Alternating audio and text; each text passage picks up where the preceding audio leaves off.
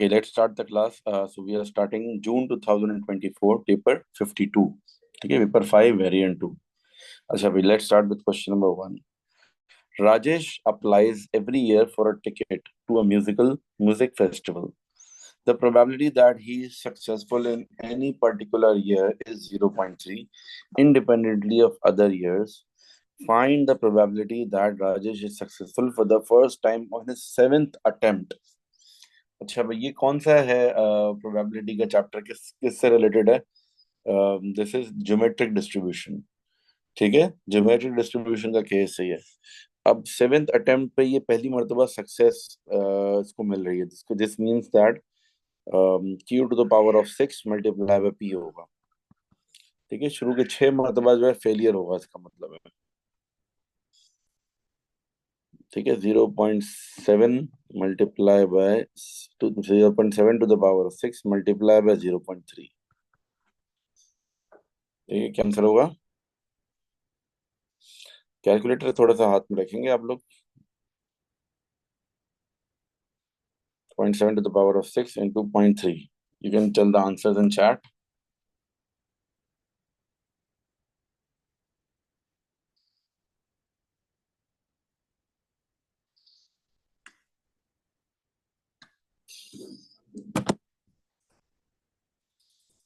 Zero point 0.0353 3529 आ रहा है, 353 कर ले राउंड ऑफ करके। Okay, next is find the probability that Rajesh is successful for the first time on his sixth attempt.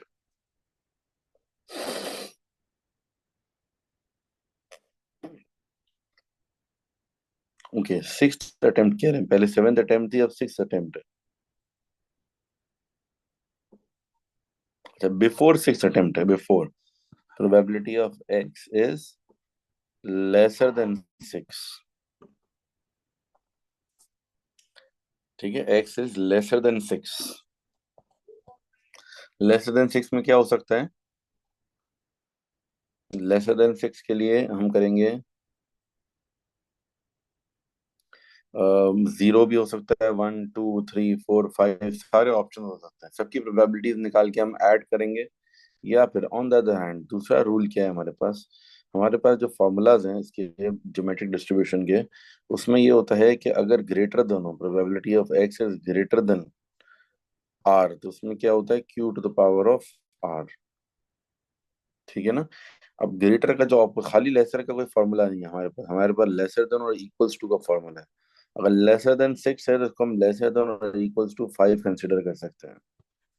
ठीक है, तो ये हो जाएगा 1 - Q to the power of 5। 1 - Q to the power of 5। Q है 0.7 to the power of 5। This is the answer.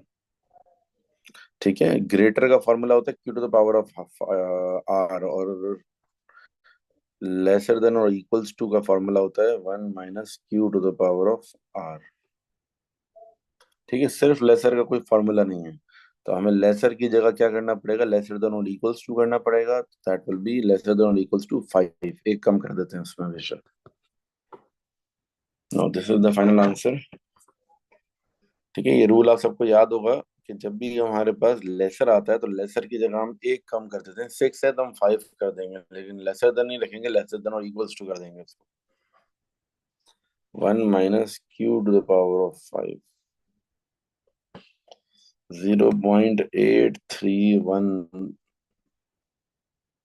0.8319, यानी कि 832 ही हो जाएगा राउंड ऑफ होकर।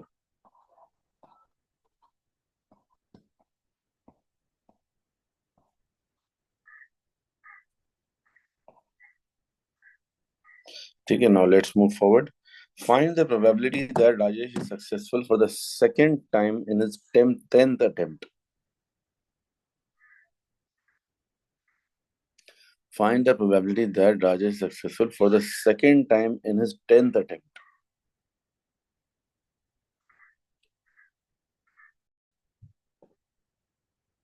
अच्छा, इसके अंदर पार्ट सी के अंदर जो बोल रहे हैं, ये कह रहे हैं कि find the probability that Rajesh successful for the second time on his 10th attempt. अब प्रॉब्लम ये है कि ज्योमेट्रिक डिस्ट्रीब्यूशन में अभी तक हमने जितने भी केसेस पढ़े हैं उन सब में क्या होता है, सेकंड टाइम वाला कोई रूल नहीं पढ़ा अब तक।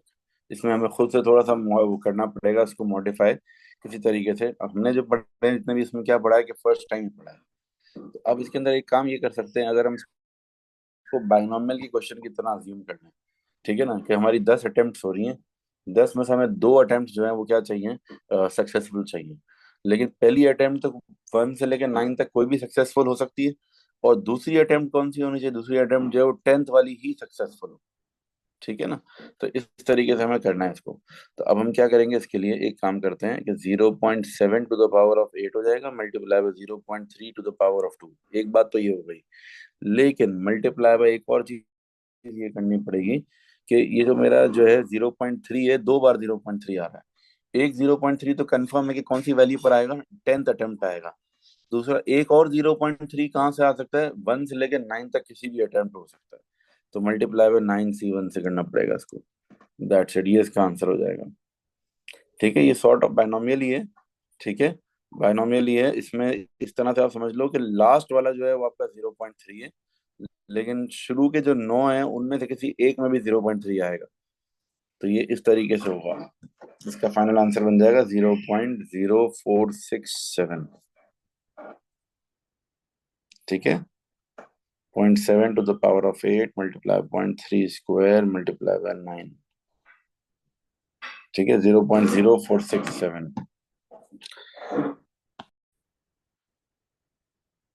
Shiva has a coin which is biased so that when it is thrown, the probability of obtaining a head is 1/3। ठीक है, probability of head is 1/3।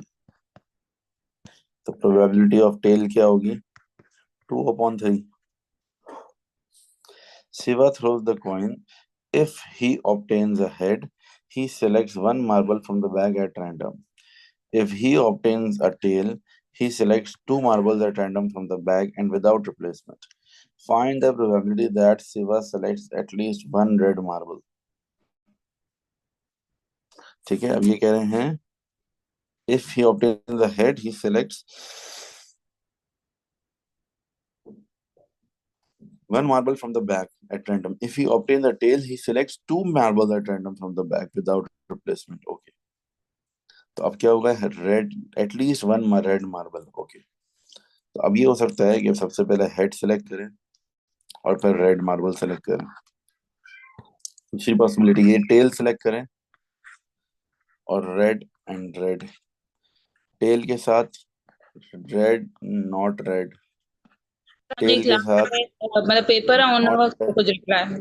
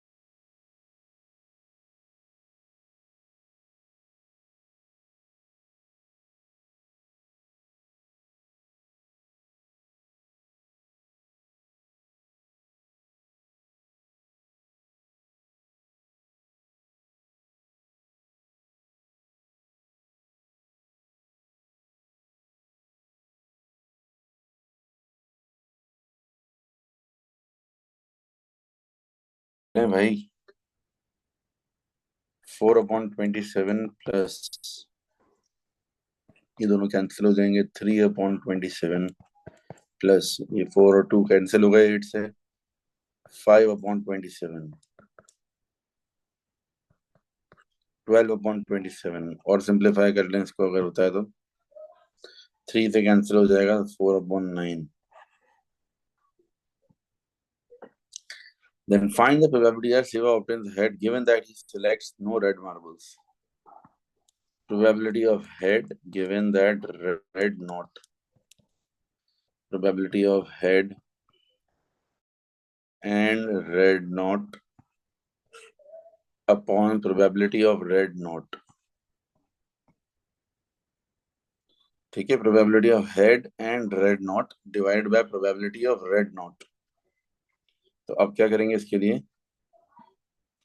Head and red not, probability of head, head क्या है हमारा 1/3 multiply by red not, red के अलावा कितने हमारे पास 5 हैं, upon 9 divided by probability of red not. ये जो हमने निकाला हुआ है ये क्या है? Probability of at least one red marble. अगर वन में से इसको माइनस कर देंगे तो रेड नॉट आ जाएगा.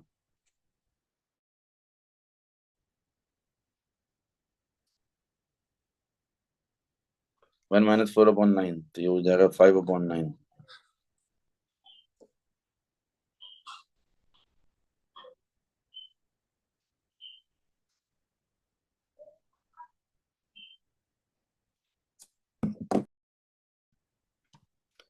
वेट करें, ऊपर वाले क्वेश्चन में हमने एक मिस कर दिया, आखिरी वाला नहीं लिया मैंने by mistake.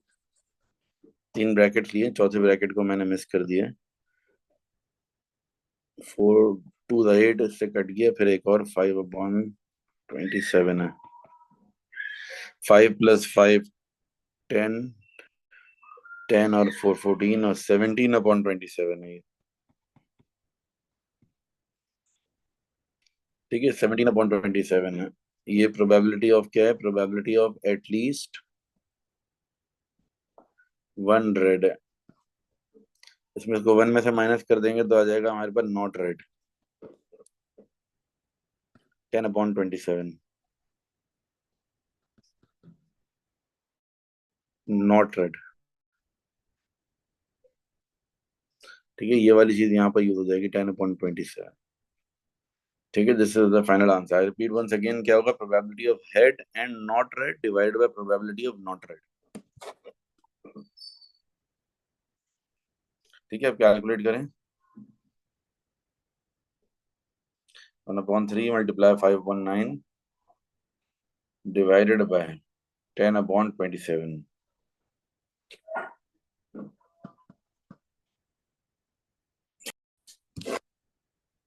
Okay, question number 3. The weights of oranges can be modeled by a normal distribution with mean 131 and standard deviation 54. Oranges are classified as small, medium, or large. A large orange weighs at least 184 grams, and 20% of the oranges are classified as small. Find the percentage of oranges that are classified as large. यानी 20% जो oranges हैं वो क्या है? Classified as small है. ठीक है, large oranges क्या है? Large orange weigh at least 184 grams. तो यानी कि probability of X is greater than 184 निकालना है हमें. ठीक है, जेड क्या हो जाएगा? 184 minus mean upon standard deviation.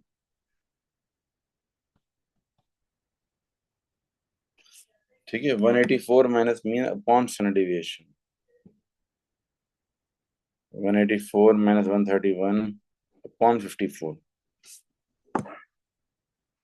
0.981. ठीक है, 0.981. अब हमें ग्रेटर देन चाहिए ना, तो हम करेंगे 1 - 5 ऑफ जेड.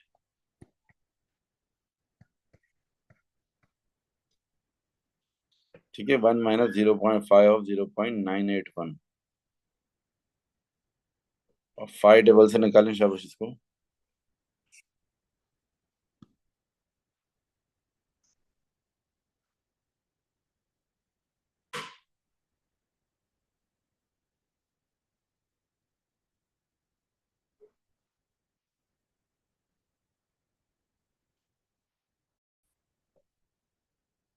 ठीक है, 5 टेबल से मैं देखना है 0.981, 0.98 एंड 1, तो 8365 प्लस 3, 8368 हो जाएगा। 1 माइनस 0.8368,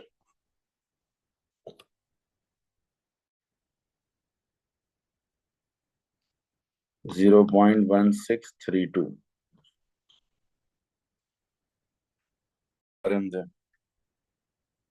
अच्छा भाई, 0.1632 आ गया हमारा, लेकिन क्योंकि परसेंटेज बोला हुआ है तो परसेंटेज में कन्वर्ट करने के लिए इसको मल्टीप्लाई 100 कर देंगे बस। तो ये हो जाएगा 16.32%। वैसे हम थ्री सिग्निफिकेंट फिगर्स पे देते हैं, 16.3% कहेंगे इसको। ठीक है, नेक्स्ट पेज पर आ जाते हैं। Find the greatest possible weight of a small orange. Greatest possible weight of a small orange, small oranges क्या होंगे? Probability of X is greater than A रख लेते हैं, ग्रेटर देन एस रख लेते हैं, इज इक्वल्स टू 0.20। ये हमें पता है ना कि 20% ऑरेंजेस जो हैं वो क्या है? स्मॉल हैं। तो अब स्मॉल के लिए जो है, कहते हैं स्मॉल ऑरेंजेस क्या होंगे हमारे, मतलब एक्स इज लेसर देन, एक सर्टेन नंबर से जो लेस होंगे वो स्मॉल कहलाएंगे ना। ठीक है, तो वो एस की वैल्यू हमें निकालनी है। जेड इज इक्वल्स टू क्या हो जाएगा? S minus mean upon standard deviation. Mean 131 था हमारा, स्टैंडर्ड डिविएशन 54 था। अच्छा, सबसे बड़ी बात ये है कि हमारे पास 0.20 प्रोबेबिलिटी है हमारी। तो जब हमारी probability 0.20, probability, if probability is lesser than 0.5, probability is less than 0.5, क्या करते हैं हम? 1 minus 1 - 5 of z is equals to probability, ये रूल होता है। 1 - 5 of z is equals to 0.20, 5 of z is equals to 0.80। अब z is equals to 5 inverse 0.80,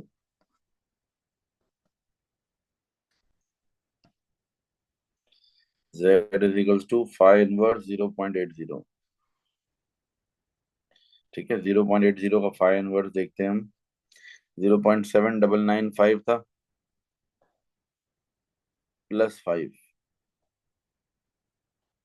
ठीक है, तो ये हो जाएगा 0.842, 0.842, ये z की वैल्यू आ गई। ठीक है, 0.842 आ गई हमारी z की वैल्यू। अच्छा, अब हम ये देखेंगे कि लेसर है।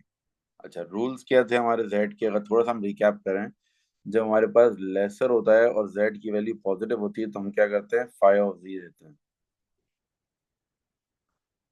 और अगर हमारे पास लेसर के साथ नेगेटिव होता है तो हम 1 - 5 ऑफ जी लेते हैं। अब यहाँ पर हमने 1 - 5 ऑफ जी किया है और लेसर है, इसका मतलब दिस मीन्स कि लेसर के साथ नेगेटिव होगा। This means Z is negative. Z की जो वैल्यू आई है इसको नेगेटिव में कंसिडर करेंगे। -0.842 हो जाएगा, to S minus 131 upon 54।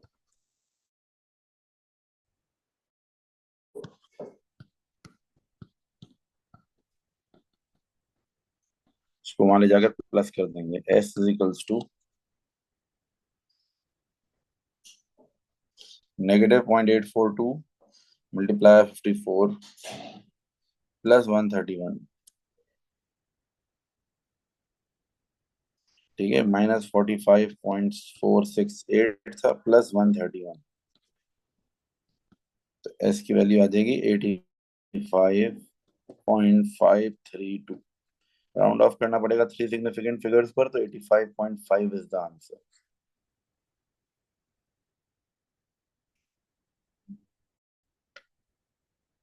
Next question is, the back-to-back stem and leaf diagram shows the annual salaries of 19 employees at each of the two companies, Petrol and Revon.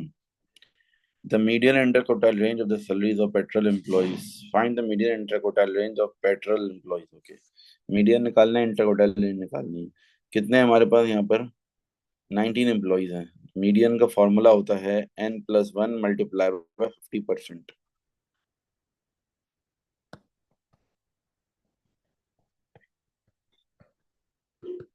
ठीक है, n की value 19 है, 19+1 multiply by 50%। 10th value. ठीक है, 10th value. अब क्या होगा? n+1 into 50%। N हमारा क्या है? 19। 10th वैल्यू में देखनी है, 1 2 3 4 5 6 7 8 9 10।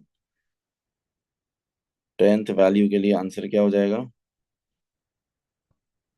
32,000।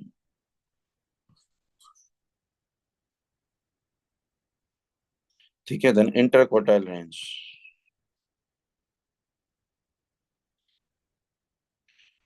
Inter quartile range is equals to upper quartile minus lower quartile.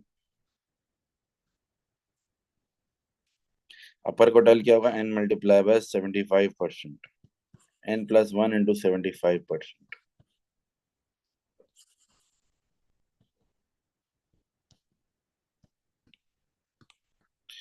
n+1 into 25%।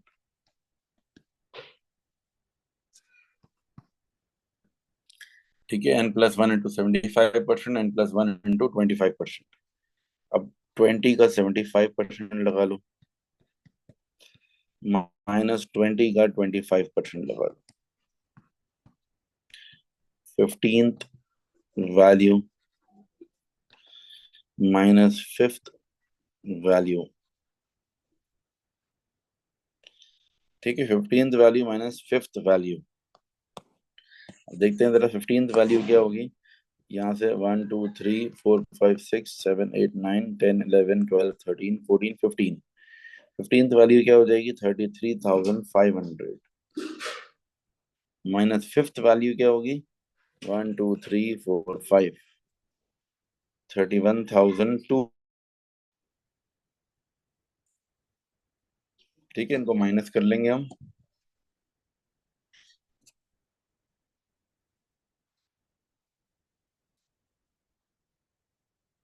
Answer is 2300।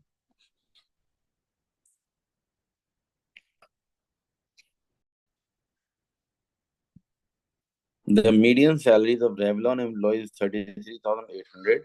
Lower quartile is 32,000. Upper quartile is this. Uh, represent the back-to-back stem and leaf diagram by a pair of box and whisker diagram. अच्छा भाई, box and whisker diagram हमें बनानी है। कहाँ से कहाँ तक है वैल्यूज के अंदर? स्टार्टिंग वैल्यू जो है वो 30,000 है।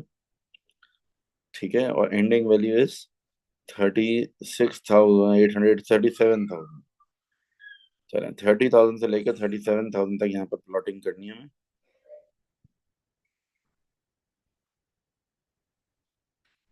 31,000, 32,000,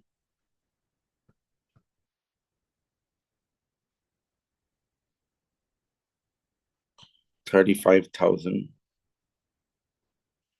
36,000, 37,000। ठीक है।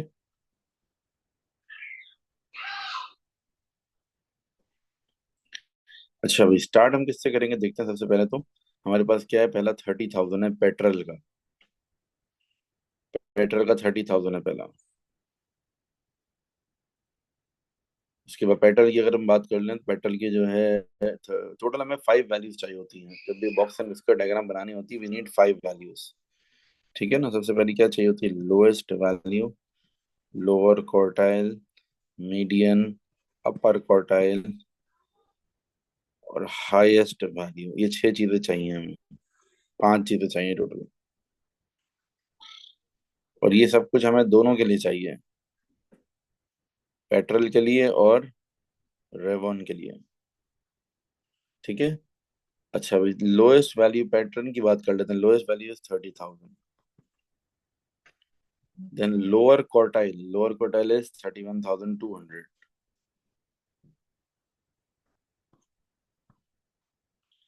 Then median is 32,000. Then upper quartile 33,500. And then highest value is 36,800.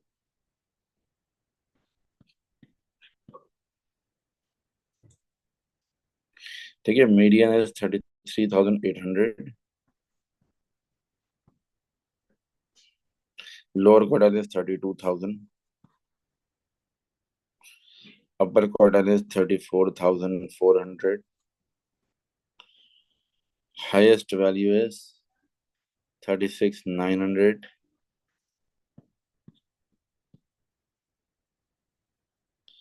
और lowest value is 30,200.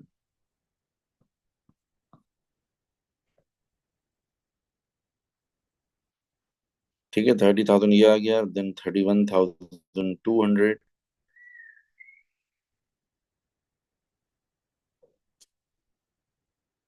then 32,000, then 33,500, then 36,800.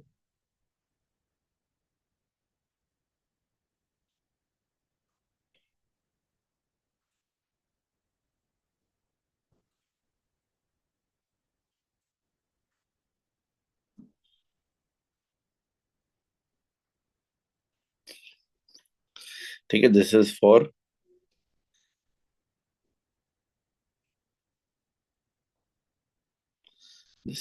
क्या नाम है इसका, पेट्रोल.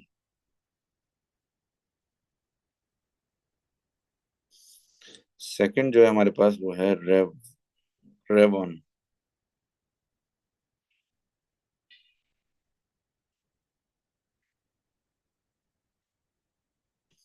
अच्छा चलो, रेवन का स्टार्ट हो रहा है 31,200 से, सॉरी 30,200 से. Then next is 32,000.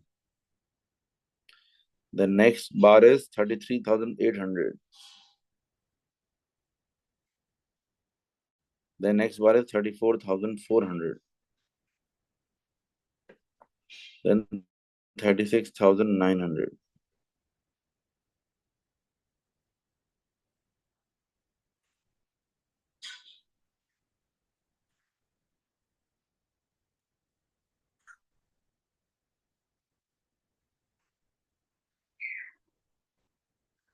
ठीक है,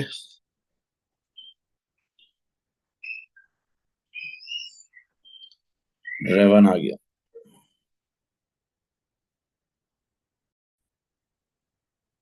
अच्छा भाई, नेक्स्ट क्वेश्चन, नेक्स्ट पार्ट में क्या है, कमेंट वेदर द मीन और median would be better representation of the data for employ that pattern.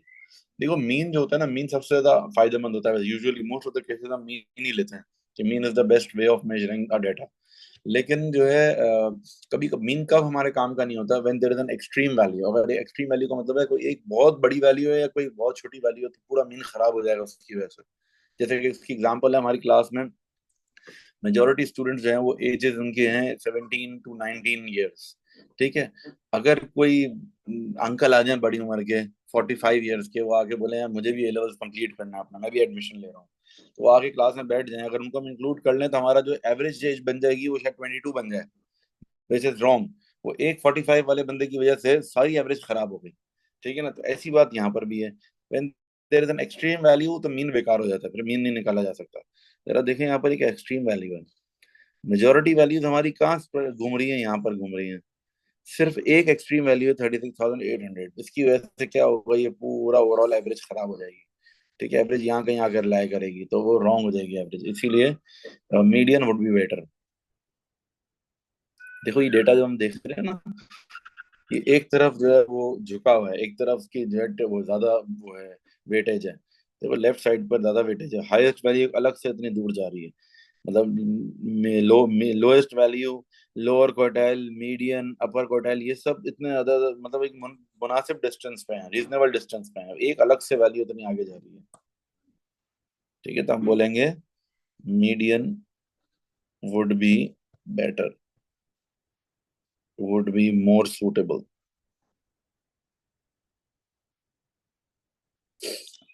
In this case, because there is one extreme value of 36,800.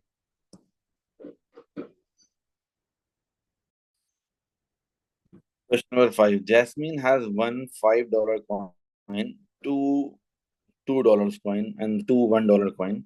She selects one of these coins at random.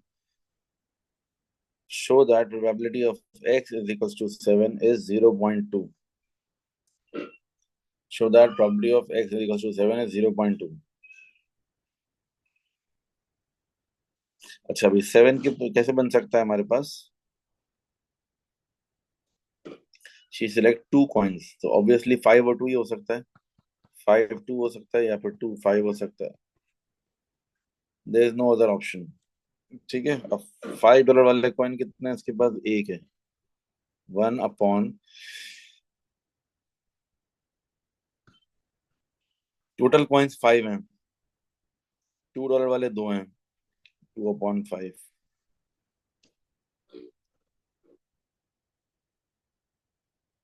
अच्छा भी 1/5 है. 2/4 हो जाएगा ये.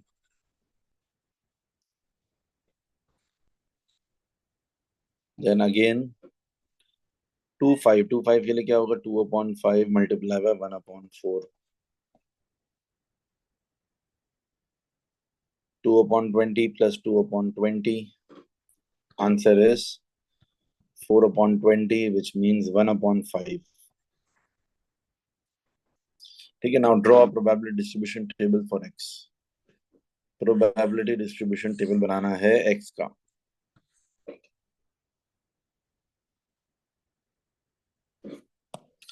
अच्छा भाई क्या क्या स्कोर्स बन सकते हैं? Probability of x equals to x. ऊपर लिखेंगे बल्कि सिर्फ x, then probability of x equals to x. Scores क्या क्या हो सकते हैं? देखो हमारे पास कॉइन्स कौन कौन से हैं? $2 का है, $1 का है, $5 का है. अच्छा भाई अगर $1 वाले दो आ जाएं तो स्कोर विल बी 2. एक $2 वाला हो, $1 वाला 3 का भी स्कोर पॉसिबल है. दो $2 वाले दो हो जाएं तो 4 का भी स्कोर पॉसिबल है. और 5 का स्कोर तो पॉसिबल नहीं है. ठीक है ना. 1 1 हो सकता है, 1 2 हो सकता है, और 5 1 हो सकता है, 5 2 हो सकता है, 2 2 हो सकता है. ठीक है. 1 1 का स्कोर 2 बन गया, 1 2 का स्कोर 3 बन गया, 2 2 से 4 बन गया, 5 1 से 6 एंड 5 2 से 7. That's it. टोटल प्रोबेबिलिटी हमारी होगी 1. लास्ट वाला कॉलम लिखना जरूरी नहीं टोटल का. इट इज अंडरस्टूड कि टोटल 1 होता है. अब सबकी प्रोबेबिलिटी 1/1 हम निकालेंगे. 7 की तो हमने निकाल ली है, 1/5 है. 2 की प्रोबेबिलिटी निकालते हैं. 2 कब होगा? सिर्फ 1 1. तो ये हो जाएगा 2/5 मल्टीप्लाई बाय 1/4. 2/10 हो गया, विच मीन्स 1/5. देन 3 के लिए क्या होगा? 2 1 या फिर 1 2. ठीक है. 3 के लिए होगा 2 1 या फिर 1 2. 2/5 इंटू 1 अच्छा 1 की प्रोबेबिलिटी भी 2 ही है. 1 के भी दो ऑप्शन है. 2/4. Again 2/5 into 2/4. 4/20 प्लस 4/20, 8/20.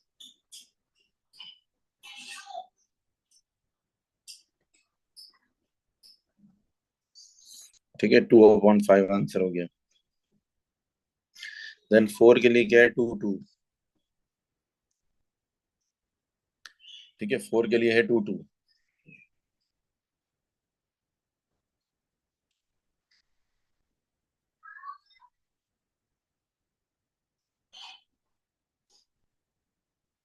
2/5 इंटू 1/4.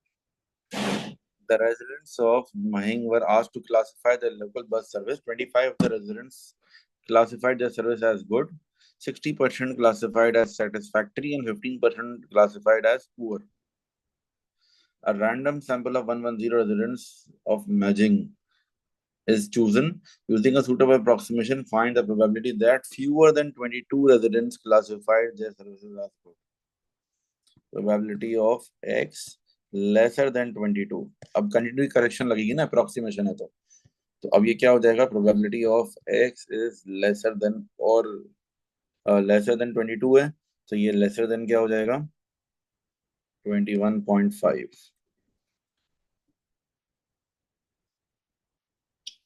ठीक है, x इज लेसर देन 22 है तो हम क्या करेंगे, lesser than 21.5।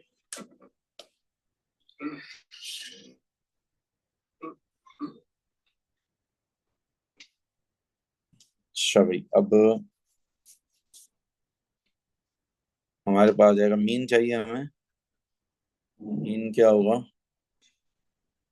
n multiply bye probability of success. अब क्या हो रहा है, गुड की बात हो रही, गुड हमारे लिए प्रोबेबिलिटी ऑफ सक्सेस है 25%, तो मीन हो जाएगा 110 इंटू 25%, तो 27.5 हो गया मीन। ठीक है, और उसके बाद वेरिएंस क्या होगा, 110 इंटू 25% इंटू 75%,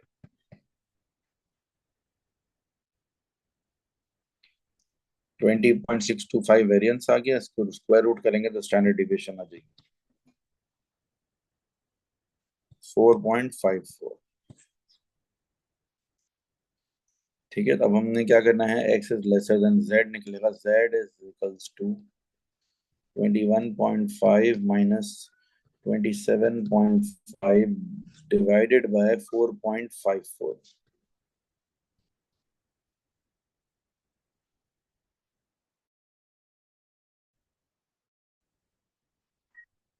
नेगेटिव 1.32 आ गया। ठीक है, अब क्या है, लेसर है और नेगेटिव है, लेसर एंड नेगेटिव में क्या होता है हमारे पास, हमेशा 1 - 5 ऑफ z होता है। ठीक है, 1 - 5 ऑफ 1.32, 5 ऑफ 1.32 ले लेंगे 1.3 और ये 2 है, 1.32 में 0.9066।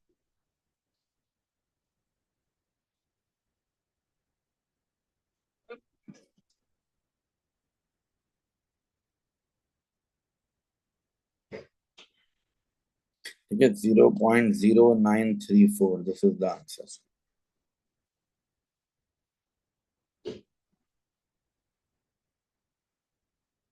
ठीक है, राउंडिंग ऑफ का थोड़ा बहुत एरर हो सकता है। अच्छा, इसको 3 सिग्निफिकेंट फिगर से लेना चाहिए था हमें, ये रूल भी है कि हमेशा आंसर 3 सिग्निफिकेंट, ये वाला 3 डेसिमल बेसिस पर 322 करना चाहिए था हमें, तो ये 1.322 करना है, 1.32 तो ये आ गया 9066, एक और ये 3 भी ऐड होगा इसमें, 9069 हो जाएगा।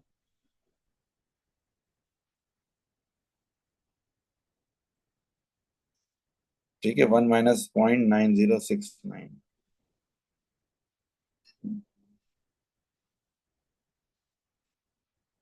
ठीक है, तो ये हो जाएगा 0.0931।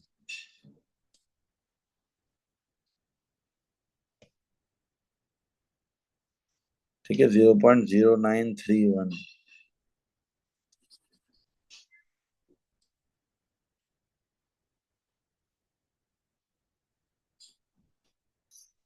ठीक है,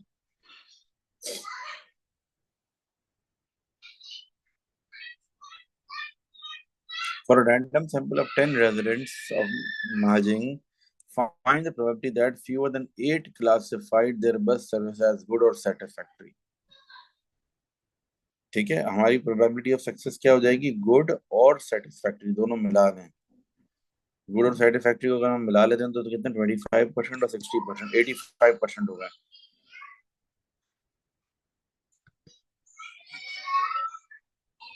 ठीक है, ये हमारा सक्सेस हो गया। फ्यूअर देन 8, अब क्या करना है, फ्यूअर देन 8 के लिए बाइनोमियल के क्वेश्चन हो गया। फ्यूअर देन 8 का मतलब तो 0 से लेकर 7 तक सारे हो सकते हैं। ठीक है ना, लेकिन हम क्या करेंगे, इसको ऑपोजिट ले लेंगे, 1 माइनस कर लेंगे, और आर की वैल्यू क्या रखेंगे हम, फ्यूअर देन 8 है ना, तो 8 9 10 ले लेंगे। 1 minus 10c8, 0.85 to the power of 8, 0.15 to the power of 2, 10c9, 0.85 to the power of 9, 0.15 to the power of 1, 10c10, 0.85 to the power of 10, 0.15 to the power of 0.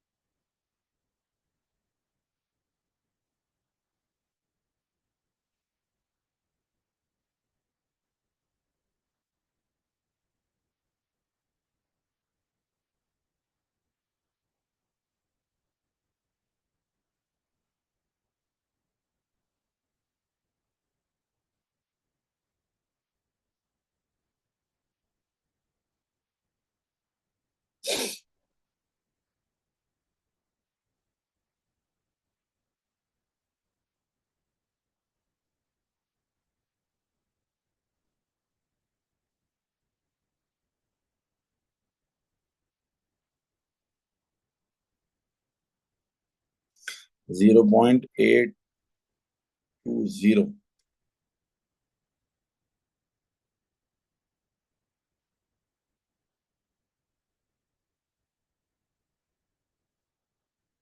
1 में से माइनस कर देंगे इसको। ठीक है, 1 माइनस करने के बाद फाइनल आंसर जो हमारे पास आ रहा है 0.1798। अगर राउंड ऑफ करते हैं 0.180 हो जाएगा।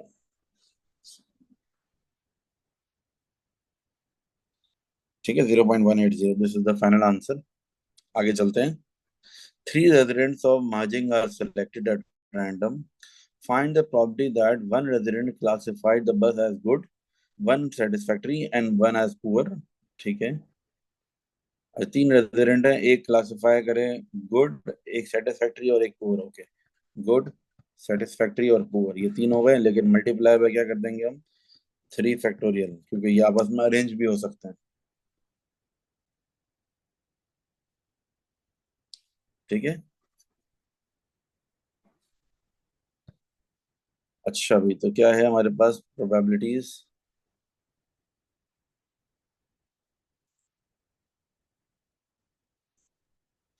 25%, 60%, 15%।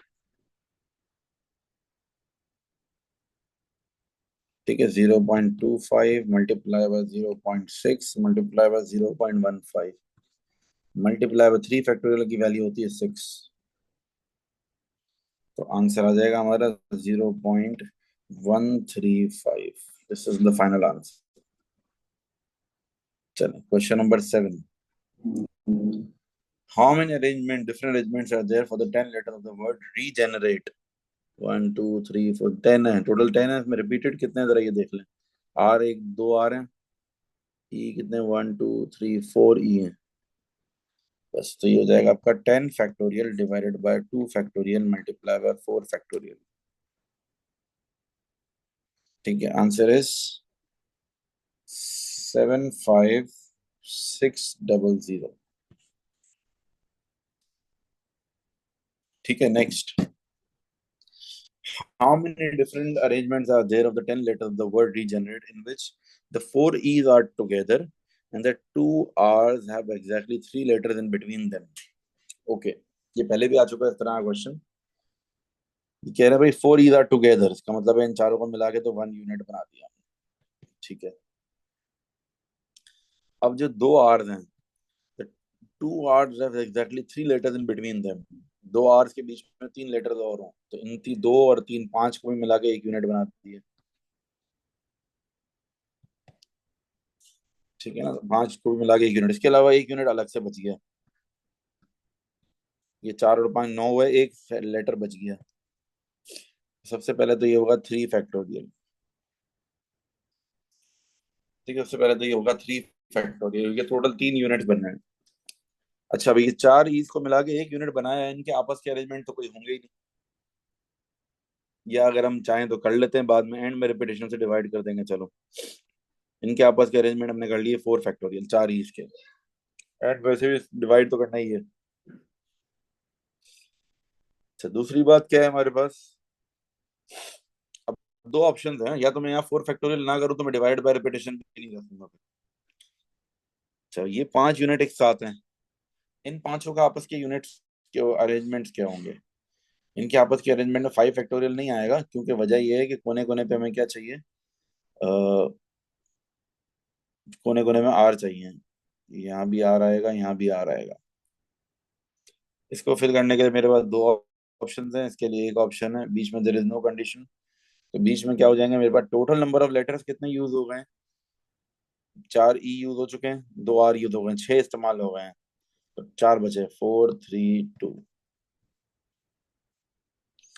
ठीक है, ये हो जाएगा 4 पी। 4 3 2 का मतलब है 2 × ये 4 3 2 मीन्स 4 P 2 मल्टीप्लाई बाय 1। ठीक है, अच्छा, ये एक ही यूनिट है, इसका तो कुछ भी नहीं होगा। और डिवाइडेड बाय क्या होगी? रिपीटेशन। रिपीटेशन में क्या हो जाएगा? 4 फैक्टोरियल मल्टीप्लाई बाय 2 फैक्टोरियल। तो यानी कि ऑटोमेटिकली क्या होगा? ये वाला 4 फैक्टोरियल, ये 4 फैक्टोरियल कैंसिल, ये 2 और ये 2 भी कैंसिल, क्योंकि ये दोनों आर आइडेंटिकल हैं। तो वैसे नॉर्मली एक तरीका ये है कि तो आप पहले से ही इनको लो ही नहीं, मतलब 2 आर कंसिडर ही नहीं करो, कि दोनों आर हैं तो दो ऑप्शन ही नहीं कंसिडर करो।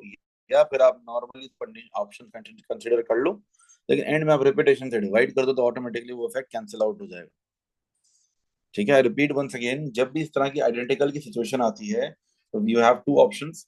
कि आप जब उसकी अरेंजमेंट बना रहे हो तो आप आइडेंटिकल जो चीज है उसके लिए 2 आर मेरे पास अवेलेबल है, तो मैं दो कंसिडर ही ना करूँ, बोलूँ एक ही है, क्योंकि दोनों आइडेंटिकल हैं। या फिर दूसरा ऑप्शन ये है कि मैं दो ही रहने दूं, लेकिन मैं एंड में रिपीटेशन से डिवाइड कर लूं, जो मैंने फर्स्ट पार्ट में किया है। जैसे फर्स्ट पार्ट में 2 फैक्टोरियल और 4 फैक्टोरियल से डिवाइड किया, ये कर लूं तो मुझे कोई मसला नहीं है। इनको फिर मैं अलग अलग ही कंसिडर करूंगा, 2 आर को 2 ऑप्शन ही कंसिडर करूंगा मैं। ठीक है ना? इस तरीके से 4 ई को भी 4 ऑप्शन कंसिडर करूंगा, तो ये कैंसिल आउट हो जाएंगे। ये कैंसिल हो जाएंगे, बचा क्या एंड में? 3 फैक्टोरियल मल्टीप्लाई बाय 4 P 2। ये आंसर बच गया हमारा।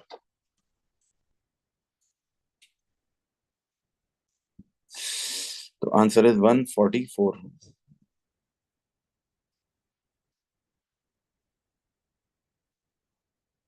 ठीक है, चलो C part. Find the probability that a randomly chosen arrangement of 10 letters of the word regenerate is one in which the consonants G, N, R, R, T and the vowels A, E are alternate, so that no two consonants are next to each other and no two vowels are next to each other.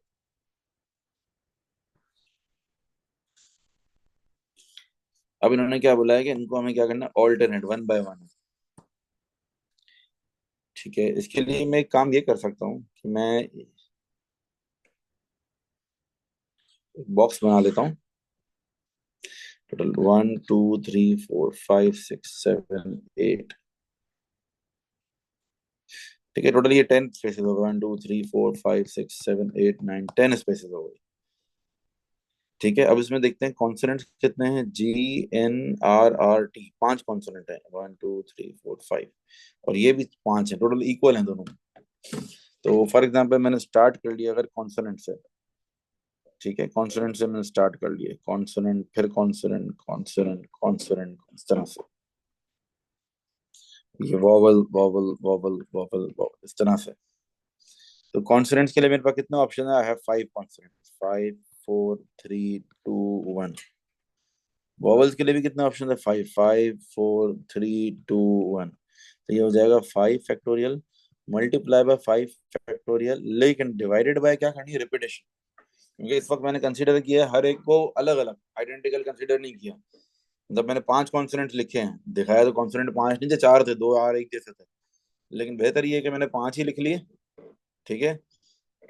अच्छा, एक बात और है, क्योंकि probability निकाल रहे हैं ना हम। अच्छा, एक बात ये भी है अच्छा, तो अब हमारे पास ये सही से है, और डिवाइडेड बाय रेपिटेशन कितनी होगी हमारी? रेपिटेशन जो है वो है 4 फैक्टोरियल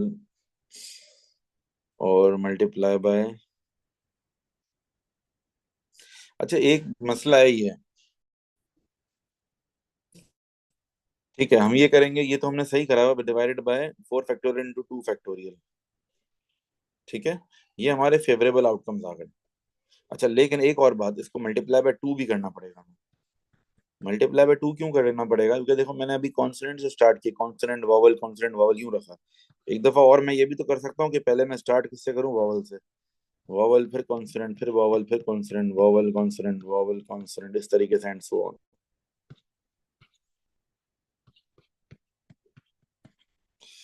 ठीक है ना, 1 2 3 4 5 6 7 8। ठीक है, इस तरीके से भी हो सकता है, मतलब सेम सारी चीजें वही होंगी, बट दो बार है, दो पॉसिबिलिटीज है। तो ये आंसर निकालें जरा, क्या बनेगा? 5 फैक्टोरियल इंटू 5 फैक्टोरियल।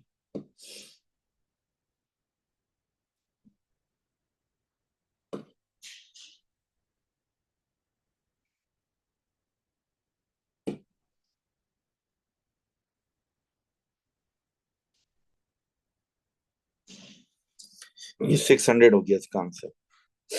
और डिवाइडेड बाय टोटल आउटकम्स कितने हैं हमारे?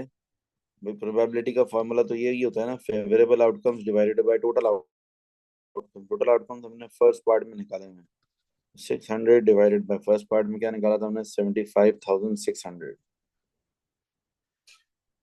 75,600 से डिवाइड कर लेंगे इसको। ठीक है, तो आ जाएगा 1/126। और डेसिमल में अगर हम देखें इसको तो 0.0079794। ठीक है, दैट्स इट, डन।